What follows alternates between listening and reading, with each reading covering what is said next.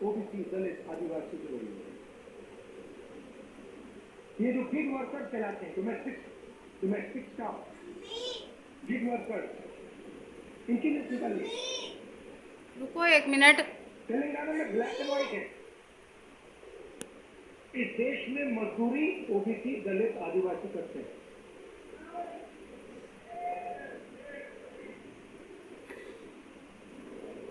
बघेल जी ने बहुत अच्छी बात बोली, उत्पादक शक्ति, मतलब देश को चलाता कौन है? देश को, उसकी, किसी भी देश को उसकी उत्पादक शक्ति चलाती है। और देश में मेन सवाल ये उठता है कि अगर उत्पादक शक्ति देश को कुछ दे रही है, भोजन देती है, औजार देती है, ये इमारतें देती है, तो उस शक्ति को अपने खून पसीने के लिए देश क्या देता है? मतलब आप लोग देश को बनाते हो, इमारतें आप बनाते हो, सड़कें आप बनाते हो, स्कूल आप बनाते हो, कॉलेज आप बनाते हो, अस्पताल आप बनाते हो, टेंपल भी आप बनाते हो। मेरे लिए सबसे जरूरी सवाल है, अगर आप लोग देश को बनाते हो तो इस काम के लिए देश आपको क्या देता है? आपको क्या दे रहा है आज हिंदुस्तान? प्राइवेट स्कूल, जहां पे आपको लाखों रुपए देने पड़ते हैं। प्राइवेट स्कूल किसके? आपके नहीं, ओबीसी के नहीं, दलित के नहीं, आदिवासी के नहीं। आरक्षण लूटा नहीं, आरक्षण दिया नहीं जाता। आपका, आपके जो ऑफिसर्स हैं आइडियलिज्म के साथ अंदर आते हैं, भर्ती होती है, आइडियलिज्म से आते हैं, और फिर आस्ते आस्ते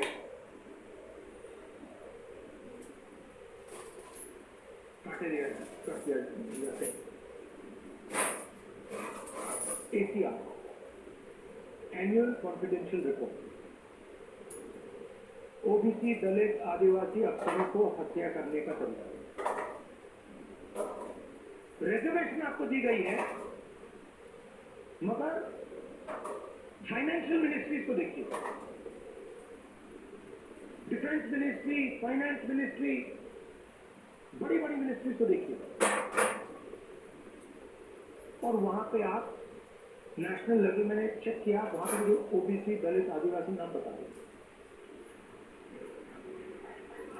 मैंने मजाक किया, बजट बना, मिठाई बांटी जा रही थी, याद है आपको? हलवा बांटा जा रहा था, 11 लोग थे वहां पे, 90% आप लोग हो, 50-55% ओबीसी, 15% दलित, 9% आदिवासी, कोई नहीं वहां पर। हलवा बच रहा है, वो खा भी रहे। आप प्रोडक्टिव फोर्स देश की, वो हलवा में जो चीनी गई वो आपने बनाई,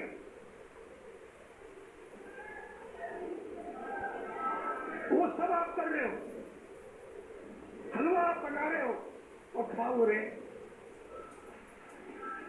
तो अब मैं ये नहीं कह रहा हूं कि उनको हलवा नहीं खाना चाहिए, उनको भी खाना चाहिए, मतलब भैया आपको भी थोड़ा मिलना चाहिए ना।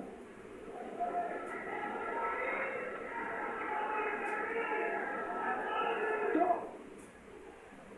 अब मैं आपको, आप मेरी बहन से पूछो, मेरी बहन से पूछो,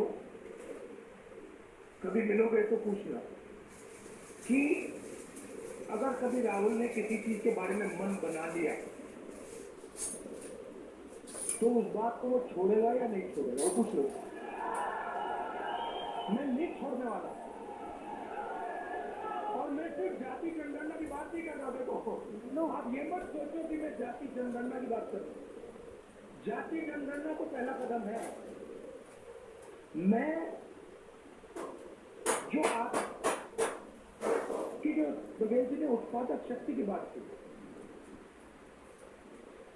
मेरा लक्ष्य है कि उस उत्पादक शक्ति को हिंदुस्तान में रिस्पेक्ट और हिस्सेदारी मिले।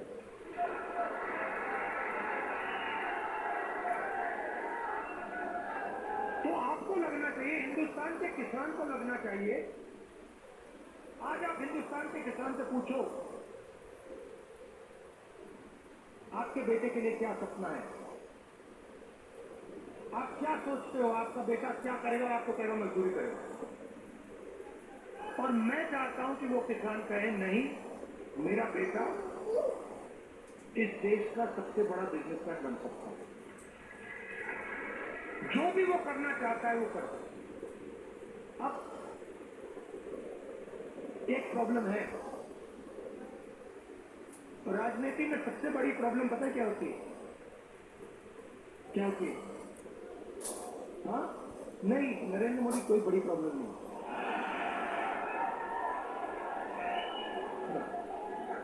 वो नहीं, मैं